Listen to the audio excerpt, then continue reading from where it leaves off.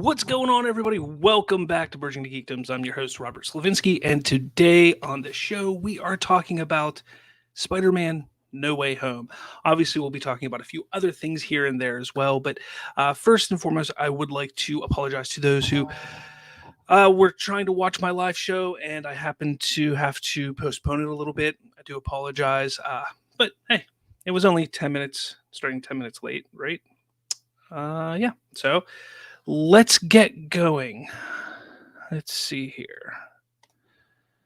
All right. So, how are things going? How are things going with everybody? I know for me, uh, you know, things have been going well. Got to see Spider-Man No Way Home twice this past weekend, which was pretty cool. But definitely drop a comment down below or wherever to say what's going on with you and how are things and what you've been up to. Now, before we get into everything here, I kind of want to share. Let's see here.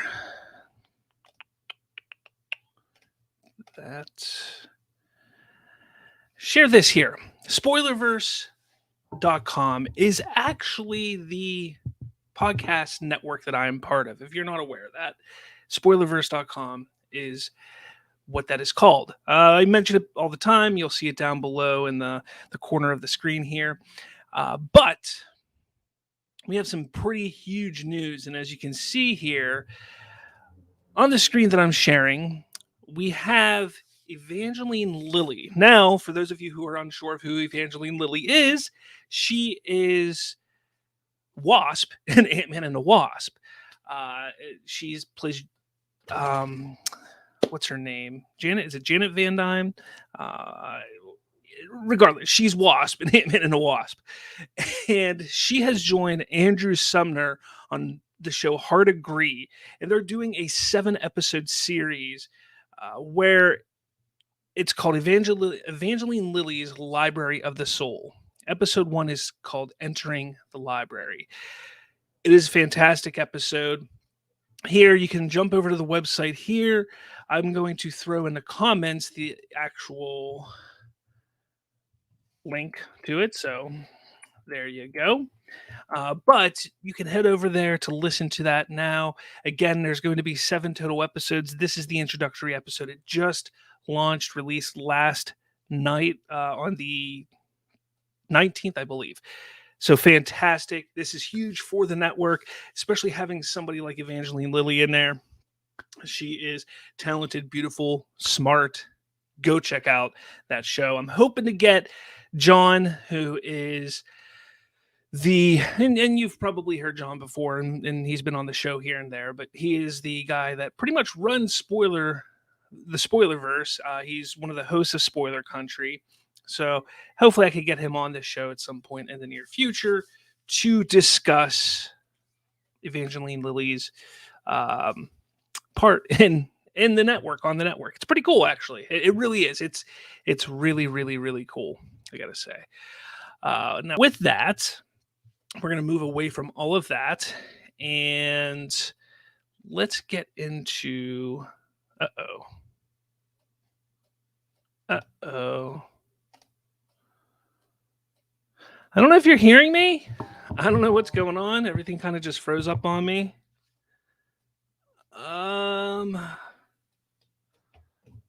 Let's see here.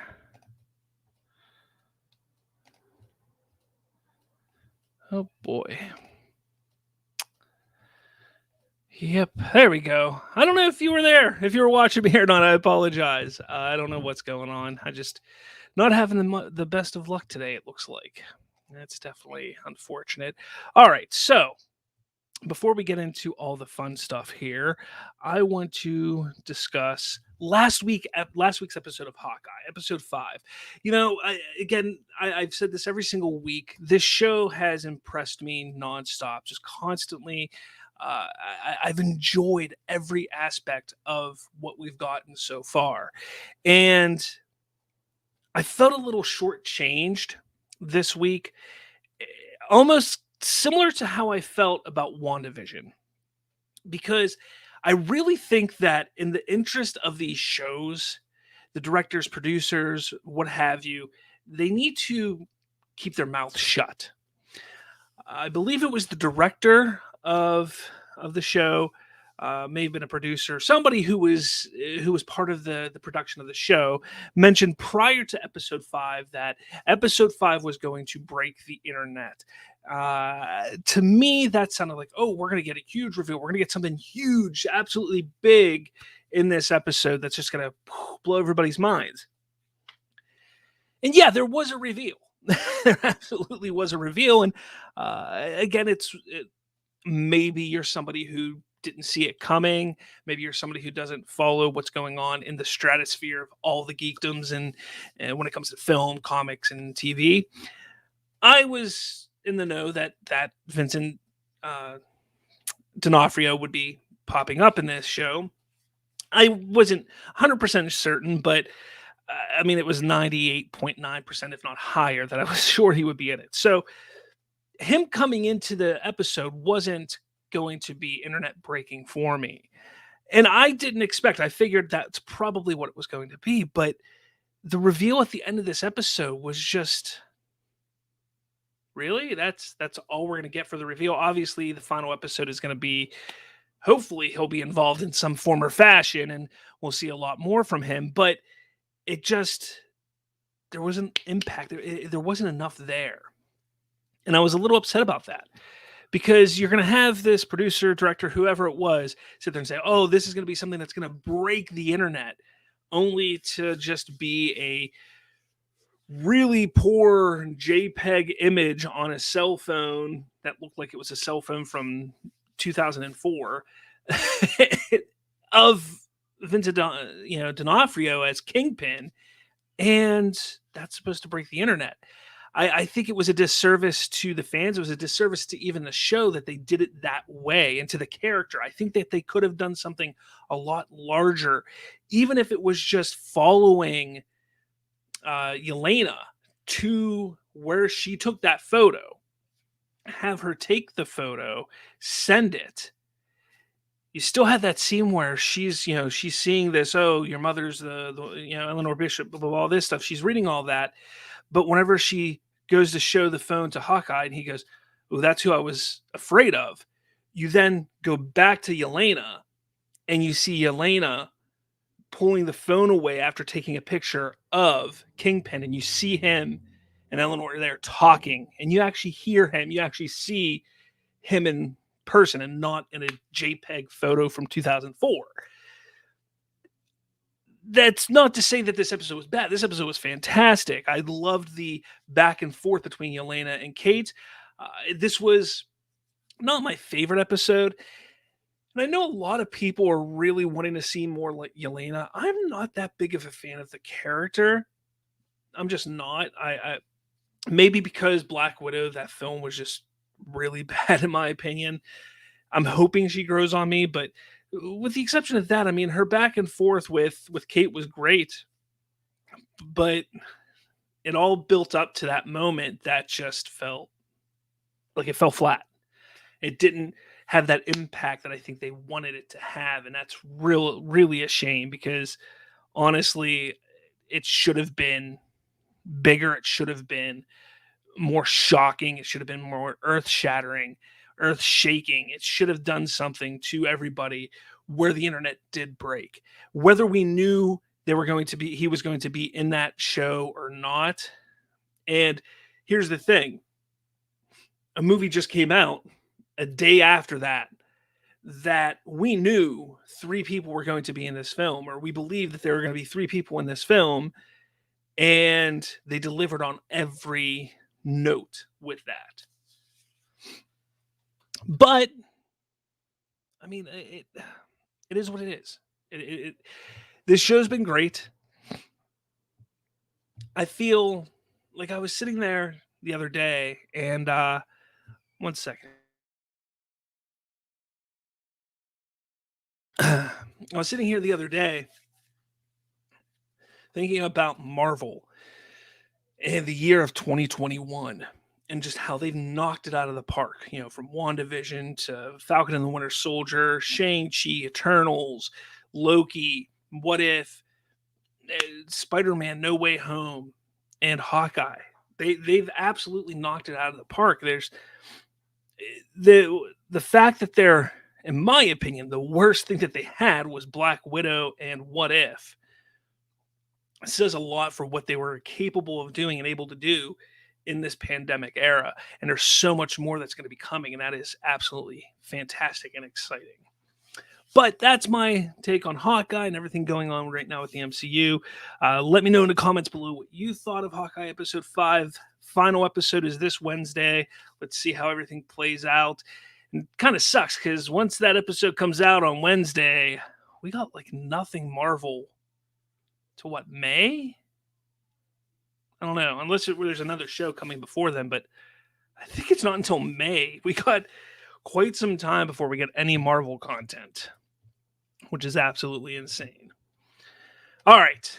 Non-spoiler Spider-Man No Way Home reaction. I want to do this real quick and get this out of the way for anybody who wants to watch this and decides to not be spoiled, even though, according to the box office, it has made all of the money, which I didn't think was going to be possible without giving us a trailer that I thought that we would be getting or should have gotten. But they made all the money. I mean, it's the second highest grossing film first weekend of all time, it looks like right now, only behind Endgame, which wasn't going to catch up to that. That's like what was it, $100 million away higher. It wasn't going to make $360 million. But the fact that it made $260 million, and that's the reports that I've heard as of today, it beat out Infinity War, and that is absolutely insane.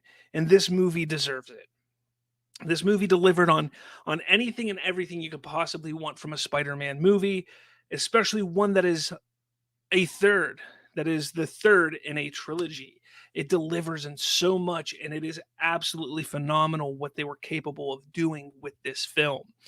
I want to say my favorite part is the last minute of this movie, but that's not to take away anything from the rest of this film, because there's so much that happens in this movie that is fantastic. But the last minute of this movie got me more hyped for the future of Spider-Man in the MCU or even the Sonyverse, whichever direction they go, than I've ever been hyped for Spider-Man in the past. And that's exciting to me. That is so exciting to me. But that's my non-spoiler Spider-Man No Way Home reaction. I don't want to give any more than that and a non-spoiler. So for those of you who want to know the spoilers, coming right now, we're doing a Spider-Man No Way Home open discussion with spoilers. If you're watching, please comment your thoughts on anything and everything Spider-Man No Way Home. Let's just talk, guys. And if you're coming by, you're like, hey, I want to jump on the show or anything like that, I am going to throw up in the comments here an invite link. Jump on. I'll get your comment. I'll get you on here, get your comments. And yeah, I'd love to hear from you guys. I'd love to hear from everybody. So let's get into it. Let's just get into this here. This movie, like I said, this movie, did it again. There we go. My computer keeps freezing. I'm just not having a good day here. This movie delivered in every way possible. There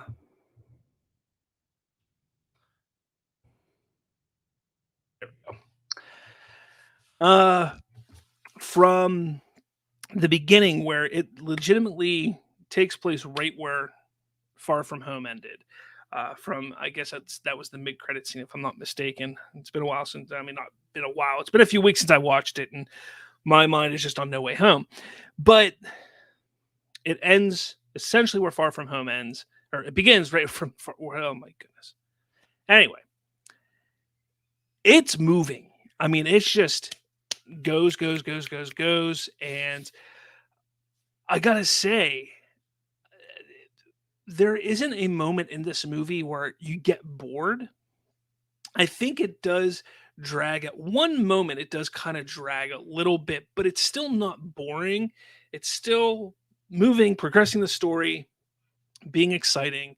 and just being a lot of fun. But I gotta say, this movie is amazing in so many different ways. From bringing in bringing in Andrew Garfield and Tobey Maguire and Charlie Cox, Alfred Molina, Jamie Foxx, bringing in all these former actors of Spider-Man movies into this, or Charlie Cox's Daredevil, and they all had an opportunity. I think the one that was probably shortchanged the most was the Lizard, but they all had an opportunity to showcase who their character was and why they were important to this film. And it's fantastic that they were able and they found a way to make that happen.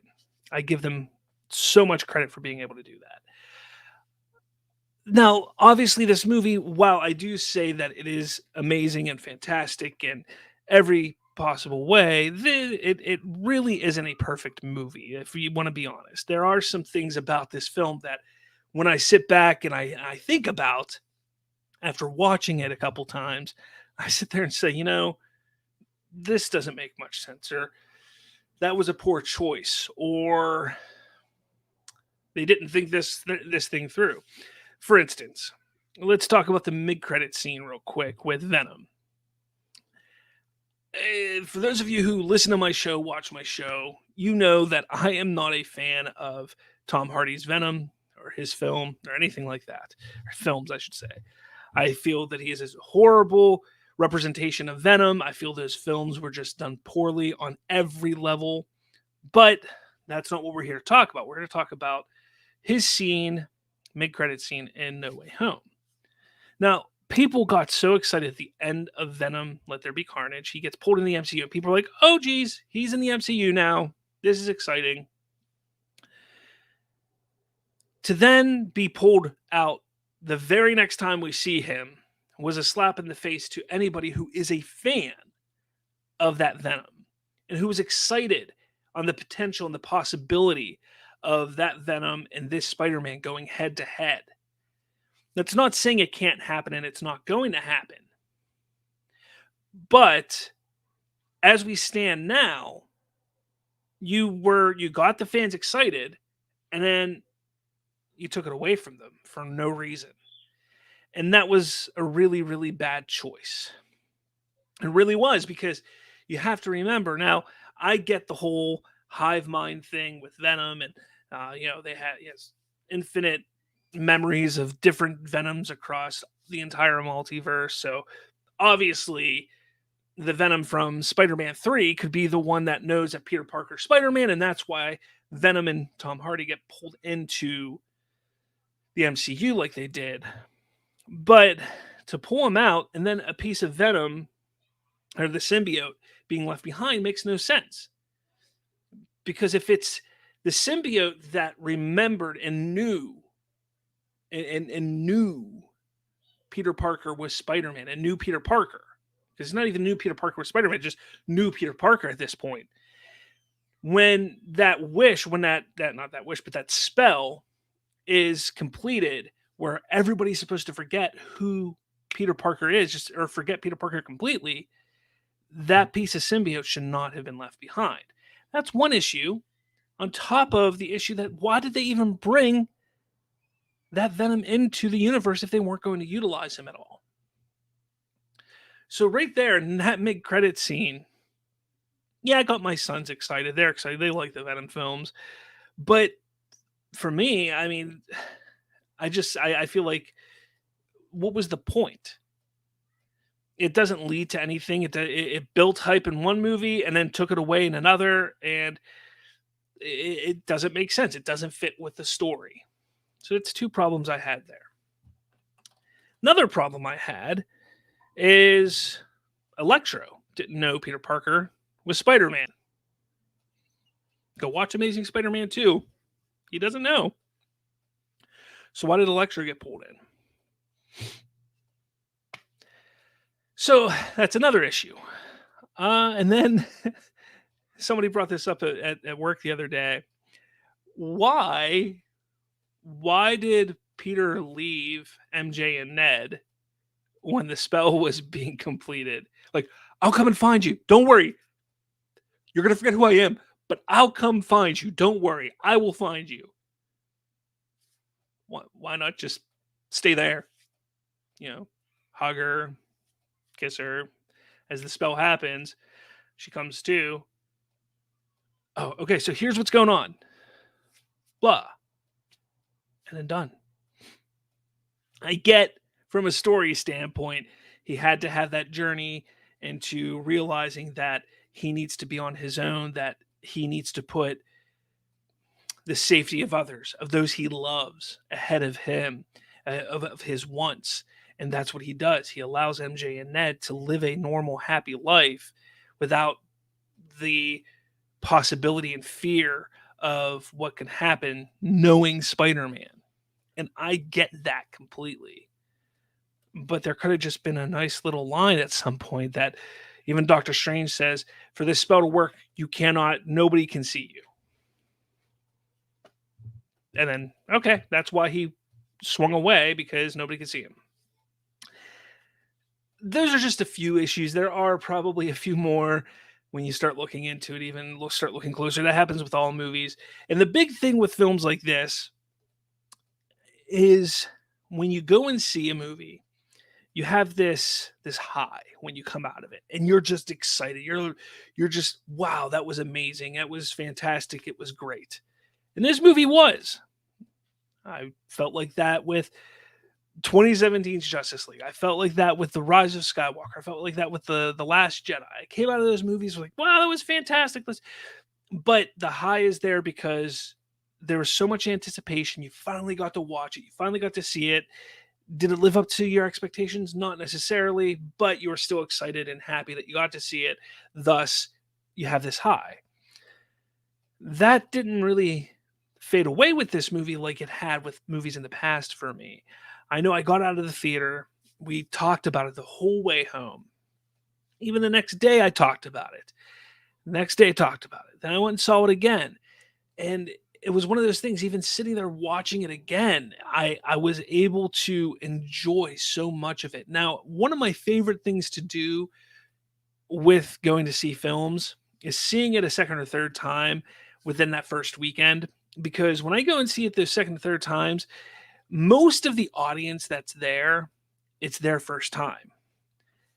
And I love gauging their reaction and response to what's going on the screen, because that gives you a few things.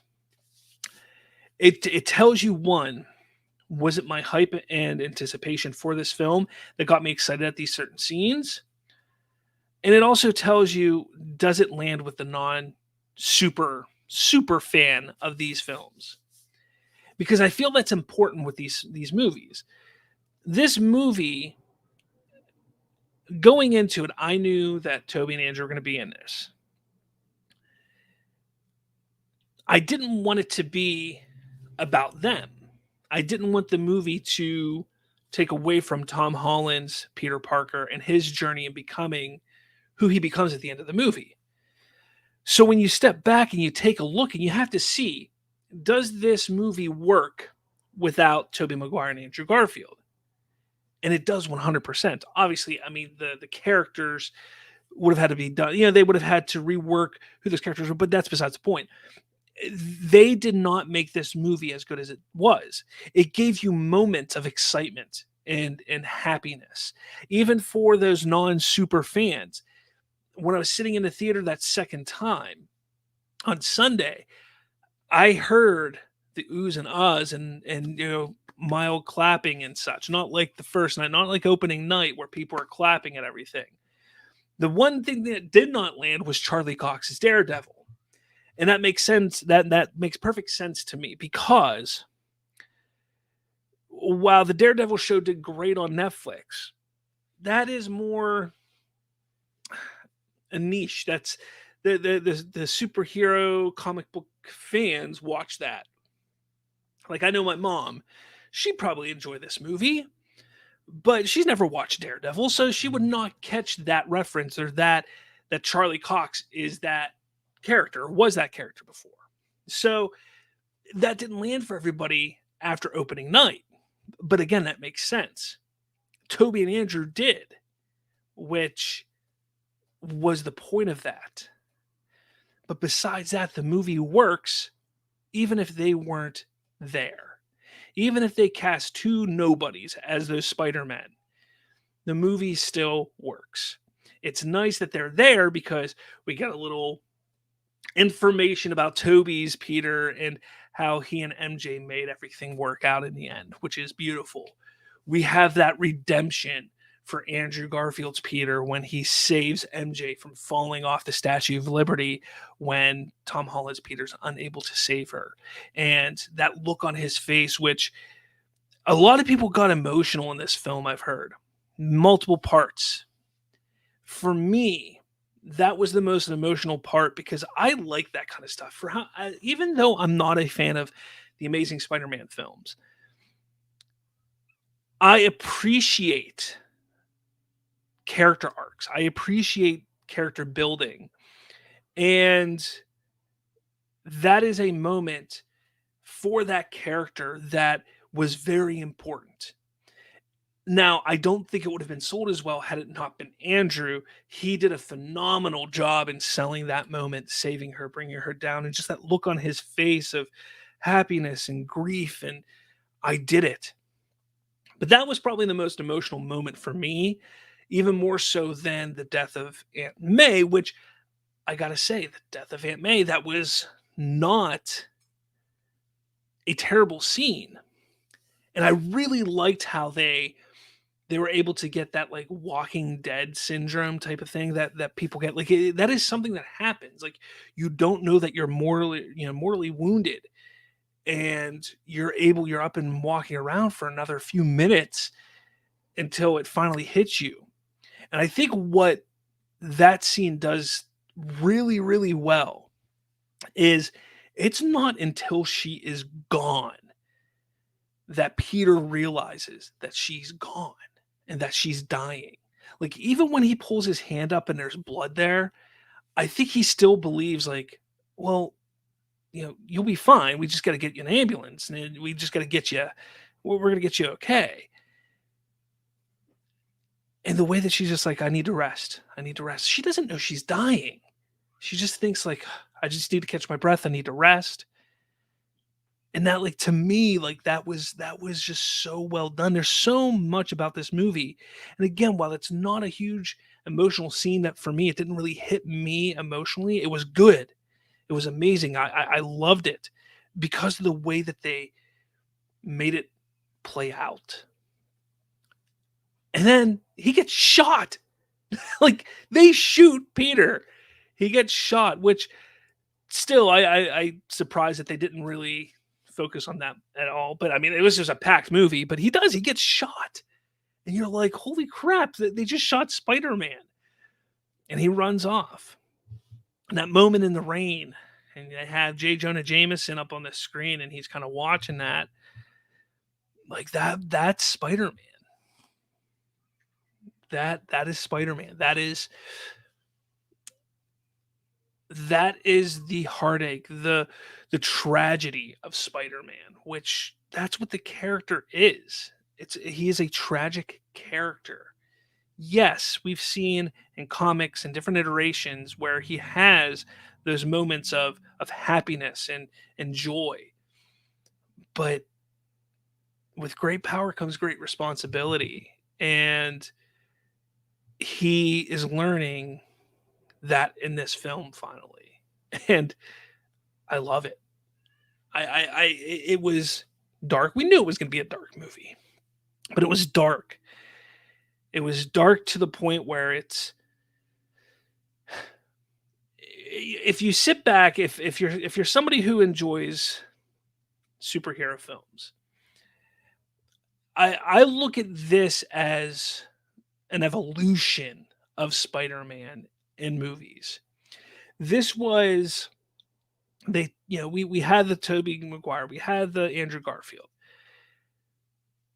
But these films, these 3 movies was like phase 1 of Spider-Man, and the way he evolved from being this kid from Queens who got these powers and he doesn't know what he's doing, and you have Tony Stark who's trying to teach him, but he sees what a true superhero does when Tony kills him. He sacrificed himself in Endgame, but then he's lost and far from home, and he's trying to still find that, but he's not realizing you need to do this on your own. And that comes full circle into this, and it just evolves into him now becoming his own hero of who he needs to be. It's just beautiful. And I know you've watched it. It is so beautifully done. This whole trilogy, this movie makes the first 2 movies in this trilogy better. And I don't think enough people are talking about that right now. It truly does, because when you take a look at those first 2 films to this movie, you see the journey now. We now see the journey that Peter was going on. And it all led to this. I don't know why people are they're so quick to judge a film franchise or series based off of 1 or 2 films. I'm going to say this. The biggest culprits are those who are against the Snyderverse. You're so quick. Man of Steel, Batman vs Superman, Zack Snyder's Justice League. You're so quick to sit there and you judge based off each one of those movies that you don't realize that once a story arc is over, those movies that come out later can absolutely heighten the impact and enjoyment of the movies that came before it. And that's what happened here with this film.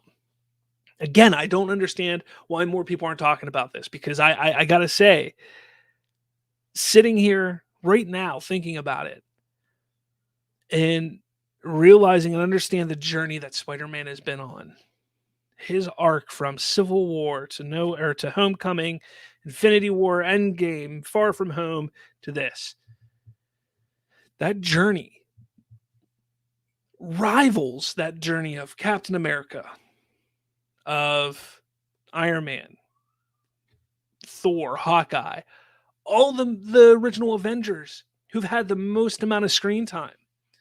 This journey rivals that, and nobody's talking about it. It just baffles me. It truly baffles me. This was a fantastic movie in so many ways. And yes, like I said, there are issues. There are some issues. But the enjoyment of this film and the way that they were able to complete phase 1, arc 1 of this Spider-Man is just amazing. I've probably said amazing and fantastic way too many times. I ran out of adjectives to use, I guess. But where does this lead? Because the big question is now, do we go to the Sonyverse? Does he stay in the MCU? Because at this point, what this movie did was it set it up where he could go either way. I truly feel like when this movie was written and being made and shot, Marvel and Sony didn't know what the future held for their partnership moving forward. Now, if you ask me, I'm going to be completely honest with you here. From a financial standpoint, Sony would be dumb to take Spider-Man out of the MCU. Why? This movie is going to be the closest thing to $1 billion that theaters have seen, that Sony will ever see, probably, for quite some time. This movie is going to make big money. The next Spider-Man movie, if they came out and it was realized and determined that the next Spider-Man movie is actually going to be just in the Sonyverse, it's not connected to the MCU as we're used to, that loses easily $200-400 million. There's something about that Marvel Studios brand now, after 13 years, 12 years, 13, what is it, 13 years, something like that. After 13 years, the Marvel Studios brand brings you easily $300, $400 million in its name, in its brand. This movie, if they do another one with Tom Holland, another Spider-Man, and it's outside of the MCU, it will not make money like this movie did. It won't. Maybe close,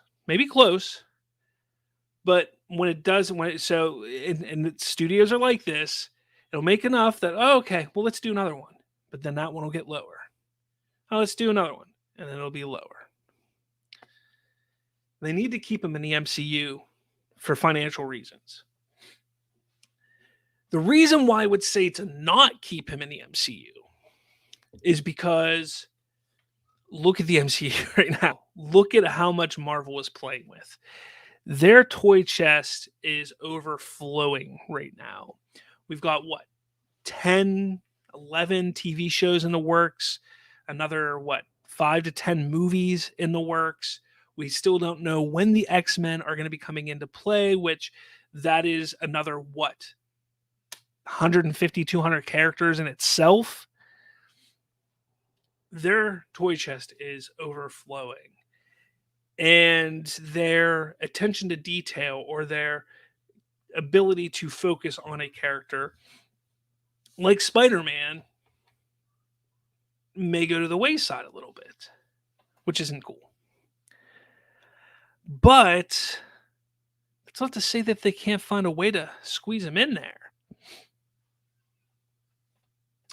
If they play their cards right, next Spider-Man movie comes out in 2-3 years, let's say.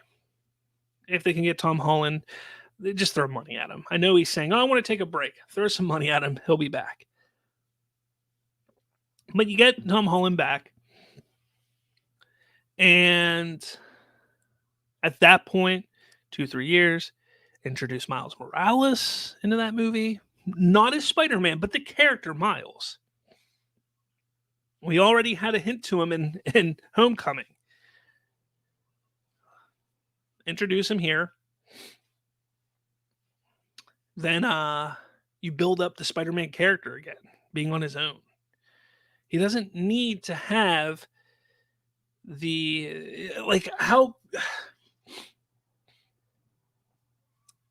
being reintroduced to the Avengers. I think that is just a cool thing to look into and develop. But then, we got to see what happens in Doctor Strange and the Multiverse of Madness and how that finishes and how that brings, and if it brings universes together moving forward. I just don't know. Again, financially, staying in the MCU is probably the best choice, but from a character standpoint, the attention to detail, the ability to go off in different directions with Spider-Man, it's probably best that Sony does their own thing. But that's not to say that the next movie or two is set outside of the main MCU storyline. And then the third movie, there's an event where he needs help from a new team of Avengers or new team members from the Avengers. Why not? Why not? I'm telling you that the possibilities at this point, we have no idea. Like, what are they going to do? What could they do? How could they do?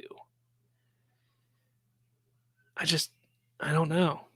I don't know. Let me know your thoughts in the comments below, though. I mean, we've been going over this for, what is it now? But 25, 30 minutes here talking about this. And I don't know. I don't know. I want them. I think my love for the character, my excitement for what they could do with this character now after the end of this film makes me want to see him in the MCU still. But there's a part of me that, I kind of want to see what they do and they do with him on his own, introducing some villains. We still don't know where Morbius takes place. Does that take place in the MCU or is it outside the MCU? That's just problems that we have right now. And This movie, they had the ability. It was a perfect opportunity for them to establish what is going on. And if you ask me, the biggest downfall of this movie is not establishing for the fans the Spider Sony verse and Tom Holland's Spider-Man and where they each sit. Because we want them together, but we're not seeing it right now. And that is, I think, the biggest issue that we have with everything, or that I have. That's the biggest fault of this movie. But again, let me know your thoughts of this movie down in the comments below. I loved it. I hope you loved it. I know that I know a lot of people really like this movie. They really did. They really liked it. I loved it. My kids loved it. But I want to know what you guys think. What do you guys think of this movie? And just for old time's sake. Hello, Peter. To think all the theorizing that went behind just this little Hello, Peter. moment. Oh, he's talking to Tobey Maguire's Peter. Oh, he's doing this, he's doing that. And for it to, that scene is essentially that scene. I mean, it's slightly altered and different. Hello, Peter. I mean, that scene where Peter then, that happens before that, but it's essentially a scene. Well, it is what it is. It is what it is. I hope you all enjoyed my take and review and discussion on Spider-Man No Way Home. If you haven't had a chance to see it and you sat through all this, well, sorry I spoiled it for you, but go see it. Definitely go see it. One thing I do want to talk about is the use of the 3 Spider-Men was fantastic. I think they could have done more, but I don't think that they wanted to overuse it and overdo it. I loved the web swinging together. That was beautiful and so just fun to watch. The way that they worked together was great. I loved the moment between Doc Ock and Tobey Maguire's Peter Parker. That was just heartwarming. And then you obviously had to have the flip side, the scene with Andrew and somebody one of his villains, which he had with Electro. And then Electro, somewhere there's got to be a Black Spider-Man. Great. That was funny, hilarious. Will we ever see Miles Morales? I think it's going to be within the next 2 movies of Spider-Man, live action Spider-Man. We'll get a live action Miles Morales, whether it'll be him in the spider suit or not. That may be 2 or 3 movies from now. But within the next 2 movies, my prediction is we're going to see a Miles Morales. But it was great. It was a lot of fun. It's nice to have an event film. It's been since Endgame that we've had a big event film. So it's nice to finally get that again. And it's nice to go to the theater, a packed theater with fans and just cheering and excitement and just people having fun. I've missed that so much. And Doctor Strange, I'm not going to say it's going to be as big an event like this, but it's going to be pretty big. I think if they can build it up much like they did with Spider-Man, I think it could be pretty big. But really the next big movie that I think people are looking forward to comic book wise is the Batman in March. We got Morbius in January.